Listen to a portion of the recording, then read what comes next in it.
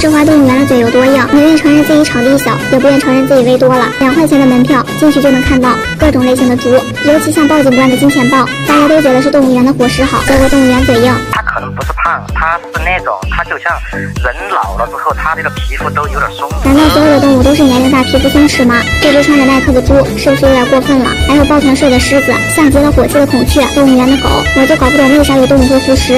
好，合着2块钱的门票，得了1块9毛9全炫孩子嘴里。